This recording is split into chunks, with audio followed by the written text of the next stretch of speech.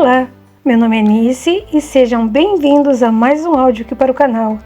E hoje nós teremos o capítulo 5 do livro Nada é Como Parece.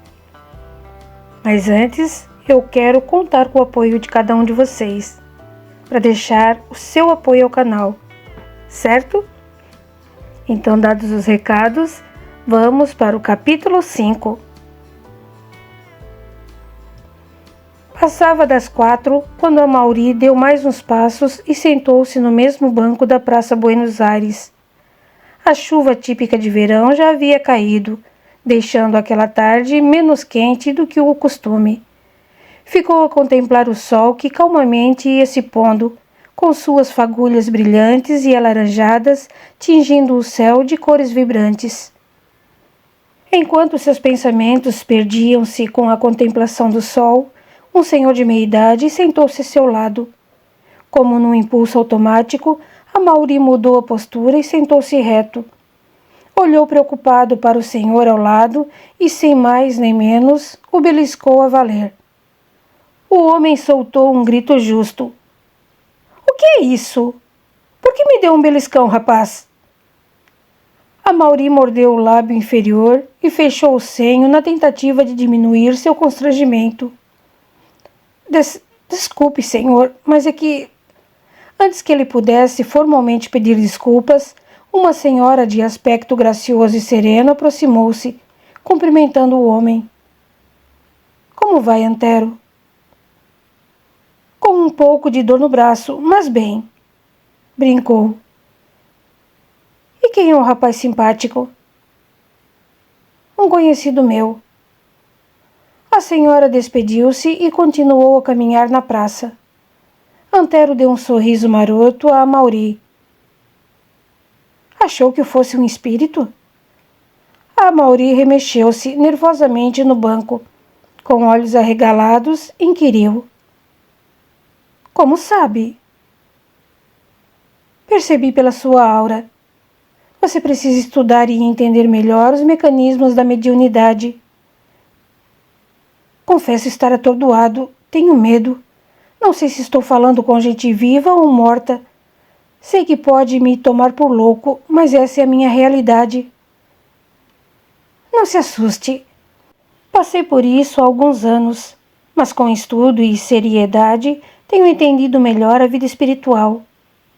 Como pode ver, sou de carne e osso e me chamo Antero. Moro aqui perto. Nunca ouvi antes. Mudei-me há pouco. Fiquei viúvo, casei-me novamente e mudei para cá. O senhor entende dessas coisas? Que coisas? De mediunidade, reencarnação, enfim, tudo que se refere à vida espiritual. Por certo, fundei com minha nova companheira um centro de desenvolvimento espiritual aqui perto. Há muita gente que necessita e quer saber mais sobre as leis da vida. Isso me assusta muito. Não gosto desses fanáticos que seguem ordens só porque foram dadas por espíritos. Tampouco aprecio rituais, sem ofender. Antero é que é seu. Você tem todo o direito de pensar dessa forma. Vivemos num país onde as religiões, filosofias de vida e crenças das mais diversas estão pulverizadas em todas as camadas da sociedade. O Brasil possui esta virtude, onde o católico respeita o espírita, que respeita o judeu, que respeita o umbandista, que respeita o protestante, que respeita o muçulmano, que por sua vez respeita o crente, e por aí afora. Esta diversidade espiritual faz com que tenhamos flexibilidade para entender, aceitar e respeitar todos os caminhos que, de uma forma ou de outra, nos levam ao Criador. Amaury pousou o dedo no queixo. Nunca havia pensado dessa maneira antes. Mas, pelo pouco que sei, somente o Espiritismo aceita o mundo invisível e aborda a reencarnação sob aspectos irrefutáveis. O que me intriga são os rituais e as histórias de que precisamos desenvolver a mediunidade, que se pararmos no meio do caminho ficaremos muito mal, que todo médium tem uma missão e... Antero fez um sinal gracioso com o indicador para que Amaury parasse com a oratória.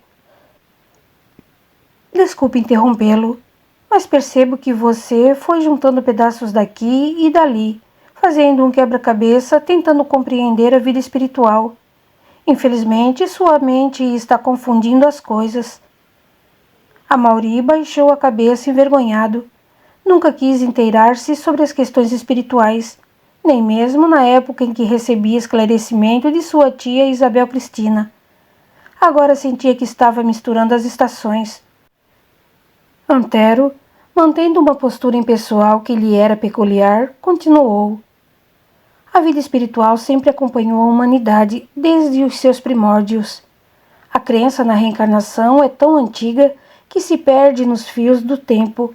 Por questões de interesse, algumas pessoas passaram a usar o nome de Deus para conseguir uma série de regalias, confundindo a mente de muitos.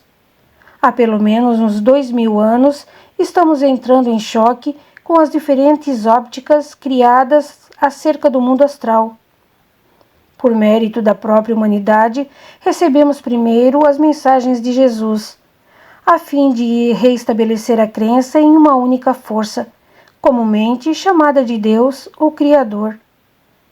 Amaury não afastava seus olhos dos de Antero, sorvia suas palavras, tamanha sede de conhecimento. Antero, por sua vez, de maneira pausada e cativante, continuava sua explanação.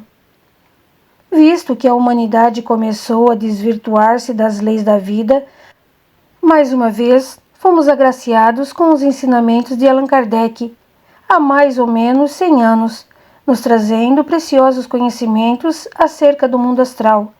Das 5 obras básicas de Kardec, surgiu o que se conhece por doutrina espírita. Aqui no Brasil, Chico Xavier, com sua preciosa mediunidade, nos traz muitos ensinamentos da vida espiritual. Você já leu algum livro dele? Especialmente aqueles ditados pelo espírito de André Luiz? Em Portugal ganhei um exemplar de minha tia, não me lembro qual. Está vendo como há muito material em nossas mãos? Somos privilegiados. Por quê? Porque esses livros estão à nossa disposição, por preços acessíveis. É só ter boa vontade e ir atrás. Quem procura, acha. Amaury coçou o queixo. Ressabiado, perguntou. Então o senhor também faz ritual e segue a ordem dos espíritos? De maneira alguma. Devo esclarecer que a espiritualidade é muito mais, muito ampla, e o conhecimento que nos chega por intermédio dos espíritos é muito pouco, se comparado à realidade espiritual. Por outro lado, existem maneiras de estudar e entender a vida espiritual. Aqui no Brasil temos o Espiritismo e a Umbanda, cada qual com sua função específica. Eu sou um mero estudioso do assunto, e não poderia lhe dizer mais sobre Umbanda ou até Candomblé, muito confundidos com o Espiritismo, justamente porque seus adeptos também acreditam em espíritos. Só que o espírita tem um jeito de estudar e trabalhar com as forças espirituais como o umbandista tem o seu, e por aí em diante. Rituais e determinadas práticas de magia que encontramos em muitas esquinas de nosso país, seja por meio de oferendas, bebidas e velas, não estão ligados ao espiritismo de Kardec, ou mesmo aos livros de Chico Xavier. Tenho como base em meu centro de desenvolvimento espiritual os ensinamentos de Kardec. Mas, como tudo é mutável nesse mundo, procuro associar a metafísica e estudos sobre pensamento positivo e outro punhado de técnicas que me ajudem a perceber de uma nova maneira todos esses postulados. Amaury estava estupefato. O senhor é realmente um estudioso. Ouvindo-o, percebo que nada sei. Não sabe porque não quer. A espiritualidade está aí ao nosso redor, mesmo que invisível. Como poeira, certo? Antero animou-se. Como poeira, isso mesmo. Viu como você tem raciocínio e capacidade para aprender? É só querer. Estamos neste mundo rodeados de poeira, e nossos olhos físicos não a enxergam, a não ser que apareça um feixe de luz. A vida espiritual é desse jeito, está presente em toda parte. Coloque vontade e atenção, e então você começará a receber os sinais e entender melhor o mundo em que estamos vivendo. E quanto a mim, como fica essa história de ver as almas desse outro mundo? Você nasceu com uma capacidade de percepção já pronta. Como assim? Então sou um privilegiado, como dizem alguns? Não é bem assim. Todos nós somos espíritos únicos, porém ligados a uma única consciência, seja ela Deus ou força universal. Na fase em que nos encontramos, necessitamos reencarnar na Terra tantas vezes quantas forem necessárias, a fim de desenvolver a consciência, a fim de que nosso espírito tome a cada nova vida mais posse de si mesmo. É provável que você já tenha tido essa habilidade em outra vida e não a tenha utilizado de maneira, digamos, sábia. Antero calou-se por instantes e depois disse: agora chegou a hora de você entender e ensinar ao outro tudo o que não fez em outra vida. Tenho medo de virar um fanático, sei lá. Não, meu amigo. Antero fez uma longa pausa. Depois falou com a modulação de voz levemente alterada, quase imperceptível. Você não tem medo de virar um fanático. Só está com medo de reconhecer as verdades da vida. Nesse momento, Amaury sentiu um calor brando banhar-lhe o peito. Uma sensação gostosa de conforto, de reencontro consigo mesmo. Esse sentimento inesperado, adormecido nos recônditos de sua alma, despertou, marejando seus olhos. Emocionado, abraçou Antero com força. As lágrimas corriam insopitáveis. E Antero, percebendo a mágica daquele momento, afagou-lhe os cabelos sem nada dizer. No fim da tarde, daquele mesmo dia, após se despedir de Antero e sem antes deixar de pegar o endereço do centro, Amaury chegou sereno e feliz na casa de Lúcia. Pensei que havia desistido dos amigos pobres, disse ela em tom de escárnio. Imagine, estive pensando muito sobre minha vida e os caminhos que terei de tomar a partir de agora. Como você sabe, cheguei há pouco de Portugal e quero especializar-me em tributos. Pretendo logo abrir um pequeno escritório no centro da cidade, com a ajuda de papai. Mas seu pai já possui nome, uma vasta clientela, e você poderia trabalhar com ele. Papai nunca me deixaria chegar perto do escritório. É muito apegado. Mas você se graduou em Direito. Será que não é um desejo secreto dele querer que tome frente dos negócios? De certa forma, sim. Eu adoraria trabalhar lá. Adorava, quando pequeno, ir até a cidade, rodear o prédio onde está o escritório. Por outro lado, papai é muito metódico. Nada pode ser feito diferentemente de sua maneira de pensar ou agir. Não gosto disso. Tenho opinião própria e preciso ter meu espaço. E por que não se associa a alguém de renome? Pelo seu currículo, convites não devem faltar. Isso sim, recebi muitos convites para trabalhar na capital. E você bem sabe que se Juscelino vencer as eleições, o Rio deixará de ser a capital do país, mudando o centro do poder. Com a influência que seu pai ainda tem, você pode, quem sabe, mudar para o interior de Goiás. Afinal, não é lá que se pretende construir a nova capital? Sim, se Juscelino vencer, promete construí-la até o final de seu mandato. Então seria um futuro promissor para você. Não para mim. Não gosto de política. E onde há grande concentração de poder, há também muita corrupção. Não. Quero montar meu escritório e prestar assistência jurídica às empresas. E por esta razão que às vezes sinto-me tentado a trabalhar com meu pai. Ele é sério, íntegro, excelente profissional. Se ele permitisse, gostaria de ter alguém da minha idade, que pensasse como eu, que gostasse de trabalhar com decência e honestidade. Onde encontraria alguém assim hoje em dia? Lúcia mordeu os lábios levemente. Um pensamento rápido surgiu em sua mente. Amaury percebeu. O que foi? Em que pensou? Lúcia procurou disfarçar. Nada, absolutamente nada. Amaury não se deu por vencido. Conheço-a há pouco tempo, mas é como se fosse há muito. Você não me engana, Lúcia. Em que pensou? Ela abaixou a cabeça envergonhada, levantou seus cílios na direção dos de Amaury e continuou por fim. É que você falou na dificuldade de encontrar alguém decente, honesto, que queira ganhar dinheiro em cima do próprio trabalho.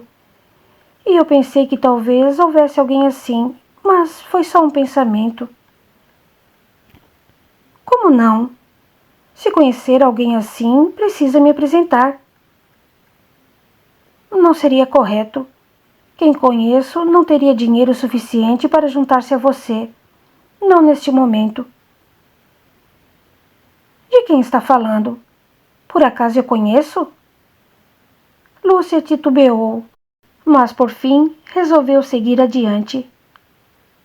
Sim, é o Wilson, meu irmão.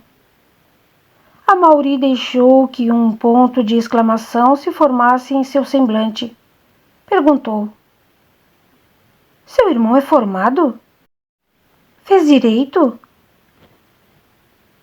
Sim, graças a Deus, o Wilson sempre foi um bom filho, como também é excelente irmão. Sempre aproveitou estudar tudo que papai e mamãe podiam lhe oferecer. Quando adolescente, ao invés de envolver-se com grupos de amigos e andar à toa por aí, procurava estudar o que fosse possível. Papai tinha muito dinheiro e, por essa razão, o Wilson podia estudar inglês, além de ter concluído o curso de Direito no Largo de São Francisco. Mas como pode? Seu irmão deve ter um currículo excepcional. Com o talento que tem, poderia estar dando conforto a você e sua mãe. Não entendo como pode um aluno da São Francisco estar sem emprego, metido no empório de bairro. Lúcia deixou que uma lágrima escorresse no canto de seus olhos. Amaury deu-se conta do jeito indelicado com que lhe dirigira a palavra. Desculpe, Lúcia, não tive a intenção de magoá-los. Só não consigo entender. O Wilson trabalhava num escritório de renome. O dono era amigo de papai. Com a morte dele e, consequentemente, com a perda de nossos bens, o Wilson passou a ser discriminado pela nossa antiga roda social.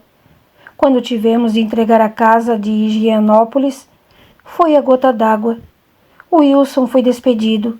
E por mais que tentasse, as portas foram se fechando uma a uma. Ele ainda tentou ministrar aulas de inglês, mas o preconceito foi tão grande que todos sumiram. Amaury estava penalizado. Nunca poderia imaginar o quão de aparências as pessoas viviam.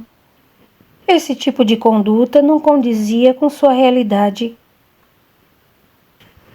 Então foi por isso que o Wilson acabou aí na vendinha? Agora compreendo. Mas não havia um jeito de arrumar algum emprego em outra cidade? Em algum lugar onde ninguém soubesse o que ocorreu? Lúcia riu de nervoso, balançando a cabeça para os lados. Levantou-se. Aguarde um instante. Vou até o quarto e já volto. Instantes depois, ela retornou com um pequeno baú sobre os braços. O que é isso? Inquiriu Amaury, curioso. Abra e veja por si. Amaury abriu o baú e incontáveis pedaços de jornais e periódicos recortados e amarelados pelo tempo destacavam todo o drama vivido pela família de Lúcia. O sensacionalismo havia denegrido de tal forma a imagem de Diógenes que o sobrenome Lima Tavares estava banido do círculo da alta sociedade brasileira. Amaury estava pasmo com o que lia em cada recorte. Mas isso é um despautério. Como puderam ser tão vis? Lúcia nada respondeu. Olhar novamente aqueles recortes causava-lhe amargura e dor. Por mais que sua mãe os ensinasse que era preciso aceitar os desígnios da vida, nada conseguia fazê-la entender e aceitar essa realidade. Amaury tornou desolado. Tudo aconteceu enquanto estive fora. Lamento não ter estado aqui e dado amparo, ou pelo menos ter estendido meu ombro. Revolta-me saber que minha família, sendo conhecida e vizinha, não os tem ajudado. Cada um só faz o que sabe e o que pode, Amaury. No final das contas, quem nos ajudou foi o Dr. Rodolfo. Não acha estranho receber ajuda desse homem? Não sei, mas ele nos deu amparo e até tentou ajudar o Wilson, mas meu irmão recusou. Uma terceira voz soou forte na sala. Eu recusaria novamente, se fosse o caso. Amaury e Lúcia voltaram de costas. Lúcia deu um salto. Wilson? Amaury apressou-se e estendeu-lhe a mão. Como vai, Wilson? Bem, dentro do possível. Amaury continuou a fitá-lo com curiosidade. Por que o Wilson havia retrucado daquele jeito? Será que seria o momento apropriado para tocar no assunto? Antes que a mente de Amaury começasse a fervilhar em pensamentos e perguntas mil, Wilson tomou a palavra. Agora eu posso dizer, mas não sei se posso confiar em você. Em mim? Replicou Amaury. Acredite, estou aqui para ajudá-los. Sinto uma estima muito grande por sua irmã e sua mãe. Sei que vocês estão magoados e desconfiados das pessoas por tudo o que aconteceu, mas de uma coisa posso assegurar-lhes desde já. Eu sou de confiança. Podem acreditar em mim. Wilson olhou de través para Lúcia. Com a cabeça baixa, ficou por alguns instantes pensando se valeria a pena confiar em Amaury. Subitamente, uma onda de confiança o invadiu e ele sentiu-se confortável em relatar a Amaury, como também a Lúcia, o porquê de não ter aceitado a ajuda de Rodolfo. Wilson fez sinal para que Lúcia e Amaury se sentassem. Ambos obedeceram.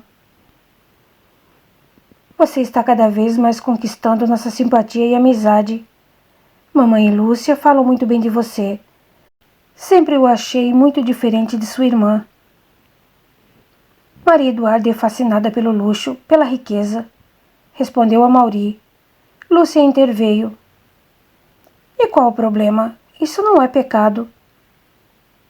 Não é pecado, mas ela não sabe direcionar seus objetivos sem antes tirar vantagem. É meticulosa, capaz de fazer tudo, inclusive o que estiver fora de seu alcance para atingir seus objetivos. Wilson continuou. Sei que se trata de sua irmã, e não estou aqui como um santo, julgando-a, atirando-lhe pedras pela sua conduta. Confesso que há algum tempo senti atração por ela, mas foi passageira.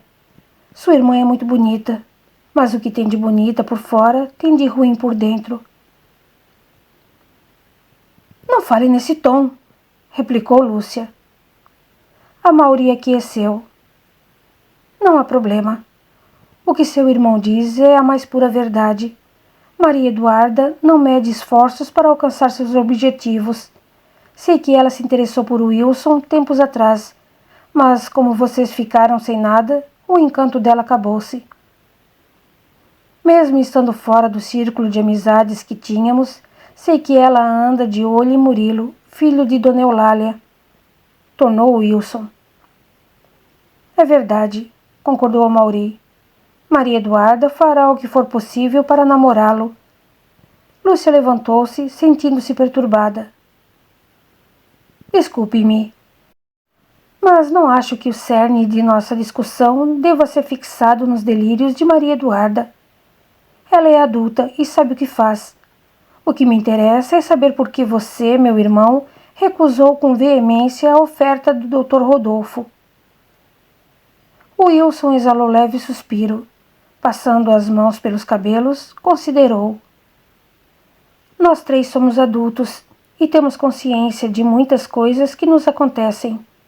A princípio, fiquei um tanto constrangido com tudo isso, mas hoje me sinto forte e seguro de que estou no caminho certo. Lúcia e Amaury olharam-se com interrogação no semblante. Sei que vocês não estão entendendo, mas mesmo a pessoa mais ingênua do mundo sabe do que Rodolfo é capaz. Com a morte de papai, percebi que ele procurou ficar muito próximo, prestando assistência demasiada para nós. No começo achei que eram coisas da minha cabeça, que estava enxergando demais. Mas depois percebi que não estava com a mente suja. Seja mais claro, interveio Lúcia. Pois bem, Rodolfo, com toda aquela estampa, é capaz de causar boa impressão. Na verdade, ele me ofereceu trabalho, mas impondo-me condições que arranham os meus valores. Lúcia levantou-se novamente e dirigiu-se até o irmão. Pousou suas mãos nas dele e, com os olhos a expressar ternura e compreensão, continuou. Pode falar. Além de irmã, sou sua amiga. Tenho certeza de que Amaury também é amigo. Pode confiar. Conte-nos claramente. Ela falou e olhou para Amaury, que assentiu com a cabeça. Sentindo confiança nos dois, Wilson falou a verdade. Ele queria que eu o ajudasse a fazer lavagem de dinheiro. É isso. Lúcia tapou a boca espantada. Amaury fez um esgar de incredulidade. Sei que vocês não têm o que dizer, mas foi o que aconteceu. Amaury tornou. Nunca pensei que o Dr. Rodolfo fosse tão vil. Wilson, compenetrado e mais sereno, salientou. Não é esta a questão. Eu particularmente não me espanto e não condeno ninguém. Cada um sabe o que faz. Como diz mamãe, cada espírito já carrega dentro de si as suas tendências. Além do mais, Jesus disse, atire a primeira pedra quem estiver sem pecado. Amaury juntou. Estou farto desse tipo de conduta. Parece que nesse país tudo é movido pela corrupção, pela mania de querer levar vantagem em tudo. Por isso tenho medo de associar-me a alguém que não conheça. Eu concordo, tomou Wilson. Mas essa história com Rodolfo não me feriu na hombridade. Papai também agia assim. Por essa razão não posso julgá-lo. Acho que Rodolfo pensou que eu fosse como papai. Acabou se dando mal. De uma certa maneira, ele não é diferente de Maria Eduarda. Atalhou Amaury. Claro que é, objetou Lúcia. Maria Eduarda quer um bom casamento, só isso. O Dr. Rodolfo só quer poder e mais poder. Pode ser, mas não sei. Tenho me preocupado com Maria Eduarda. Ela sai de fininho, retorna a casa a altas horas. Há vezes que ela sai à tarde, diz que vai estudar com as amigas, mas é mentira. Como você tem certeza disso? Inquiriu Wilson. Outro dia encontrei Clarinha, amiga de classe e de grupo de estudo de Maria Eduarda. Ela veio me abordar na rua preocupada com minha irmã. Imaginem só, Clarinha veio me dizer que Maria Eduarda estava havia dias sem aparecer na faculdade. Não acham isso estranho? E você não foi averiguar? Perguntou Lúcia. Tentei uma aproximação mais amena, mais simpática. Quando disse a Maria Eduarda que havia encontrado Clarinha na rua, ela foi logo me insultando, dizendo que eu me metia em sua vida e que ela era adulta e sabia o que fazia. Como às vezes mamãe é atacada por crises de enxaqueca, Maria Eduarda sempre me chantageia dizendo que vai fazer um escarcéu na frente dela. Tenho pena de minha mãe. Não sei se esse sentimento é válido, mas você precisa fazer alguma coisa para que ela não se perca por aí. Tomou Lúcia. Isso não é problema meu. Eu gosto de Maria Eduarda, mas não posso ficar correndo atrás dela para evitar que dê seus tombos. Ela é livre para escolher. Afinal de contas, possui livre-arbítrio. Uau! Rebateu Wilson. Então você está começando a desvendar os grandes mistérios da vida. Mamãe o convenceu de alguma coisa? Tanto sua mãe quanto o Sr. Antero, um homem que conheci antes de aqui chegar. Ele possui um centro de desenvolvimento espiritual lá perto de casa e convidou-me a participar de palestras elucidativas acerca da vida espiritual, das verdadeiras leis de Deus. Seria muito eu pedir para ir junto? Perguntou ansiosamente Wilson. Tenho conversado muito com mamãe, mas temos sentido falta de palestras, de trocar ideias com outras pessoas que pensem como nós e, maiormente, trabalhar com nossa sensibilidade. Ainda não encontramos um lugar onde haja afinidade. Amaury animou-se. Na próxima quinta-feira será noite de palestra. O Sr. Antero convidou-me. Estava com vontade, mas no fundo não queria ir sozinho. Vocês gostariam de ir comigo? Os irmãos disseram em uníssono. Sim. Ótimo. Eu apoio vocês às 15 para as 7. A palestra começa pontualmente às 7:30 da noite. Ele me disse que eles respeitam muito o horário, não permitindo atrasos, pois estão conectados com os amigos do plano astral, e estes são sempre pontuais. Deve ser um lugar sério, comentou Wilson. Todo lugar onde há ordem e disciplina deve ser olhado com respeito. Combinaremos o horário mais para frente. Falta quase uma semana para a quinta-feira. Desculpe, Lúcia, tornou Amaury. Estou ansioso para descortinar os mistérios da vida. O conhecimento sempre chega na hora certa, quando estamos prontos, concluiu Wilson. Continuaram a conversa por mais algum tempo, até que Cora chegou e juntou-se ao grupo. Amaury, feliz de estar entre pessoas verdadeiras, sinceras e, acima de tudo, amigas, fez um convite inesperado. Gostaria de levá-los para jantar. Os três se olharam com espanto. Cora foi logo dizendo: Não precisa se preocupar, Amaury. E para ser bem sincera, até gostaria, mas infelizmente nosso orçamento ainda não permite esse tipo de gasto. Mas quem disse que vocês vão pagar? São meus convidados e, acima de tudo, meus amigos. Faço questão de que se arrumem. Eu espero. Não há nada aqui por perto, interveio Lúcia. Mas não vou levá-los aqui perto. Há um excelente restaurante na Barão de Itapetininga. Lá custa uma fortuna, exclamou Wilson. Não podemos e não queremos abusar de sua boa vontade. Nada disso. Hoje está sendo um dia especial. Aconteceram coisas maravilhosas para mim. Estou feliz por ter conhecido o Sr. Antero e mais feliz por estar perto de vocês. Falou e involuntariamente seus olhos pousaram nos de Lúcia. Wilson e Cora olharam-se e sorriram. Entenderam e apressaram-se em se arrumar. Wilson, em tom levemente malicioso, sugeriu à irmã. Temos um só banheiro. Vou banhar-me primeiro, depois vai mamãe. Quando ela terminar, virá chamá-la. Sem pestanejar, Wilson saiu com os braços amparados delicadamente nos ombros de sua mãe. Continua no capítulo 6. Até lá!